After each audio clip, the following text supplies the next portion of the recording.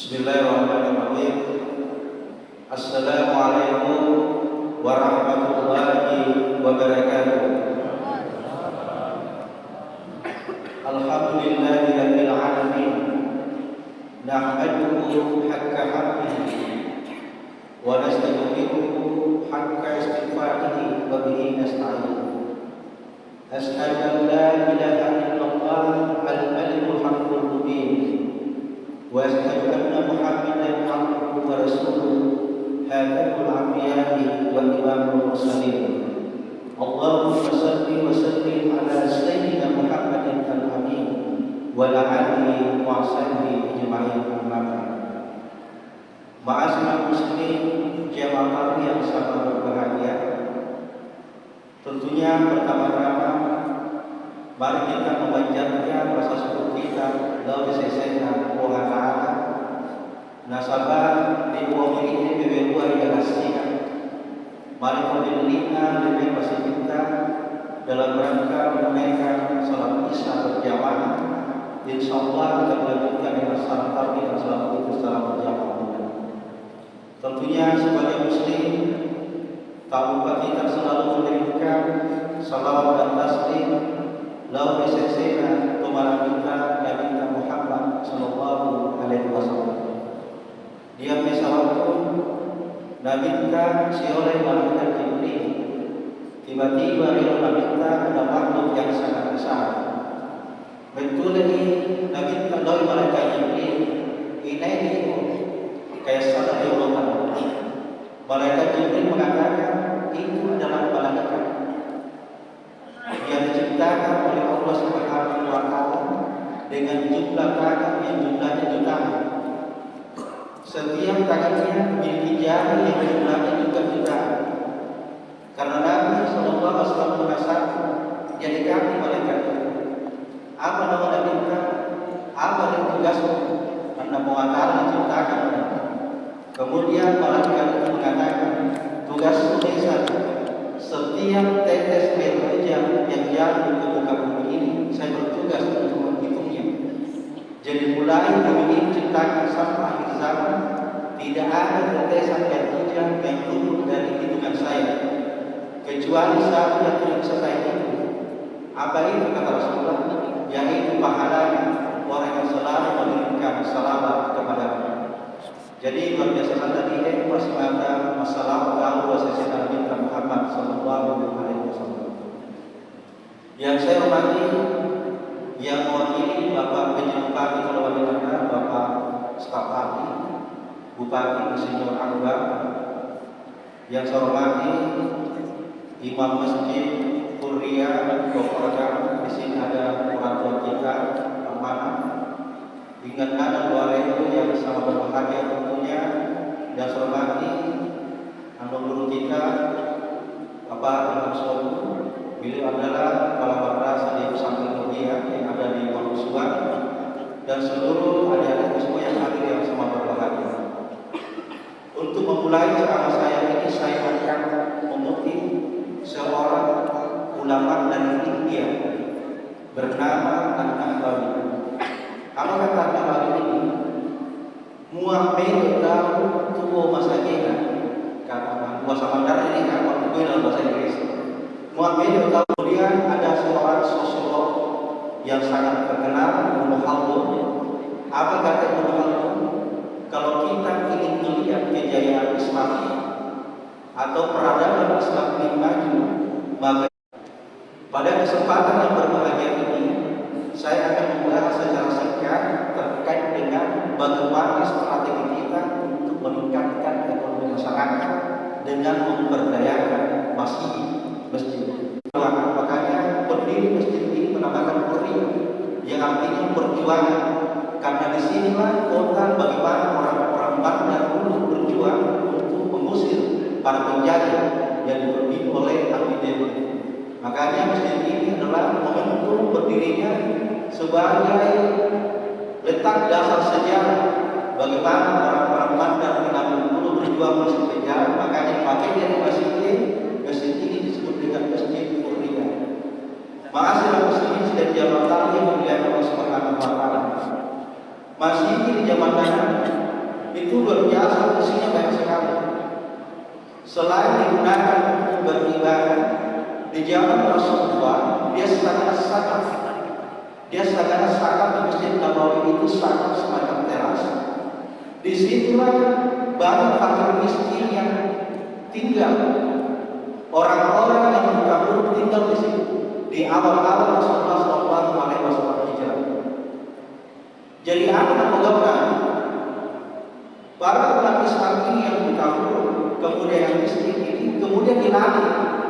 Para sahabat ini memberikan pelatihan dan bahkan memberikan modal kepada umat Islam yang ada dan hidup di masjid. Tidak beberapa lama kemudian mereka kemudian bisa mandiri dan bisa bertahan hidup dan menjadi pengusaha-pengusaha hebat. Nah, ini fungsinya pertama adalah selain tempat ibadah, dia juga menjadi tempat pemberdayaan ekonomi. Nah, kemudian yang kedua, di masjid di zaman Nabi ini menjadi pusat pendidikan. Di zaman Nabi, orang menghafal Al-Quran, belajar agama, konsultasi tentang agama itu dilakukan di masjid. Sehingga di zaman Rasulullah muncul sahabat-sahabat hebat yang melahirkan pemimpin hebat itu lahir dari masjid oleh Riyad Masjid dan seterusnya. Selain pusat pendidikan, masjid juga dijadikan pusat kesehatan. Jadi memberikan pelayanan kesehatan di masjid dan juga pusat peradilan. Nah, karena perkembangan tentunya sehingga masjid itu mengalami perubahan karena sudah ada peraturan dan seterusnya. Nah, tetapi inspirasi terkait dengan masjid ini itu kemudian dikembangkan oleh para khalifah itu.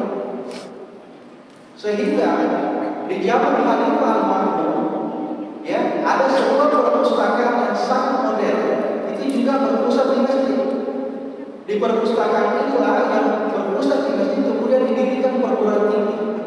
Dan ini merupakan perguruan tinggi yang modern pertama dalam Islam, yang pertama membuka jurusan-jurusan kedokteran, astronomi dan seterusnya. Dia masih ini. Begitu juga di awal-awal pengembangan Islam yang ada di Indonesia. Masjid itu menjadi pusat perjuangan. Masjid yang ada di Aceh, masjid Agung yang ada di Jogja, masjid-masjid yang ada di Makkah, yang ada di Papua, masjid yang ada di Lampung itu jadikan pusat perjuangan. Juga menjadi pusat strategi dan juga menjadi pusat pendidikan. Nah, masjid yang ada di pusat itu merupakan sebuah masjid peradaban Islam yang ada di mana yang melahirkan ulama-ulama besar. Bukan hanya ulama yang ada di Makkah, bahkan imam-imam yang ada di Masjid Raya yang ada di Makassar itu banyak belajar di Makassar. Nah, ini yang perlu kita kembalikan. Dan oleh sebab itu, masih kita minta kesimpulan, kita harus kembalikan sejarah. Dikira cerita orang tua kita apa bahwa alhamdulillah masjid ini sudah jadi 100%. Nah, tinggal bagaimana kita mengisi masjid ini. Imbai hari ini anak kita dibukakan taman pendidikan Al-Quran. Yang anak ini mana menghafal Quran. Kita buat perpustakaan yang ada dalam negeri, sehingga nanti orang-orang yang masuk bisa belajar, bisa membaca dan seterusnya. Kemudian di teras masjid ini luas sekali. Masjid bisa membuka perekonomian di teras masjid. Dipersewakan bagaimana ada tempat-tempat untuk ngopi-ngopi di luar. Sehingga anak-anak kita itu dekat dengan masjid. Lagian dia di masjid ini dia berada di pinggir jalan di Trans Sulawesi. Sehingga orang usaha bisa semua. Tadi beliau mengatakan ini listriknya mesti dibayar 2 juta sampai 3 juta per bulan. Jadi buat dia usaha pasti dari aspek ekonomi itu akan bisa berkurang. Sehingga Wakil Presiden Kiai Haji Ma'ruf Amin di saat beliau membawakan seminar terkait dengan membangun peradaban di masjid, salah satu yang beliau tekankan adalah bagaimana jamaah di masjid itu bisa dimanfaatkan dengan baik. Bagaimana jamaah di masjid itu bisa bekerja sama untuk membangun usaha di masjid. Tidak apa-apa kita membangun yang namanya masjid rapat dia konter-konter modern yang ada di pinggir jalan seperti Al-Fahmi dan seterusnya. Di masjid bisa dibangun seperti literasi, dikelola oleh anak muda, sehingga perekonomian kita maju. Di masjid juga bisa kita membangun sebagai kedai-kedai kopi di halaman masjid, sehingga orang-orang yang datang itu tidak hanya sembahyang, tetapi malah menyumbang ekonominya dengan membeli yang akan kita jajarkan. Nah, kalau kita melihat masjid-masjid yang ada di kota, itu warga-warga yang ada di teras itu dikelola oleh masjid. Anak-anak muda banyak datang ke masjid karena mereka memiliki efek ekonomi. Bahkan dia masih tinggal di Jogja, namanya Masjid Jogokarya. Setiap hari mempandai jamaah gratis, mempandai gratis setiap hari. Sehingga kita ini mahasiswa suka sholat di situ karena mempandai gratis. Siapa yang menyumbang adalah jamaah seluruh Indonesia. Dibukakan saldo. Jadi jamaah seluruh Indonesia itu menyumbang di situ, lalu diupload di media sosial, sehingga mereka betul-betul merasakan efeknya. Bahkan ada masjid memberikan beasiswa kepada jamaah. Jadi saldo masjid itu tidak mesti harus digunakan untuk membangun visi. Jadi kalau di sini kan model ada yang menara jamaah ini tidak ada biayanya, bisa diberikan untuk beasiswa untuk disekolahkan di fakultas kedokteran, di sekolahkan di fakultas pertanian dan seterusnya. Bahkan ada masjid di Klaten, dia masih hidup Klaten dia menjadi semacam tempat tinggal musafir. Setiap yang musafir lewat dia nginap gratis di situ. Dan ada yang membiayai adalah jamaah. Karena masjid itu mau dibangun di Kairan seperti ini harus ada efek ekonomi sosialnya ke masyarakat. Makanya masjid itu harus dibangun secara horizontal dan vertikal. Hablum minallah dan hablum minannas. Jangan kita menjadikan masjid itu mempunyai satu waktu ikut Ciboi. Padahal masjid itu syoginya dibuka selama 24 jam. Saya pernah menjadi pengurus masjid Syuhada yang ada di Polewali. Saya buka 24 jam. Jadi seluruh usaha yang lewat mereka bisa tidur di dalam. Lama-lama mereka tidurnya bareng sama Tuhan. Ini salah satu efek edukasi. Ulama-ulama kita di Ramadan dulu, masjid itu bukan hanya dijadikan sebagai masalah tempat sholat, tetapi dijadikan sebagai pusat pendidikan, pusat ekonomi. Begitu pedagang-pedagang Arab datang ke Indonesia, masjid juga dijadikan sebagai pusat ekonomi.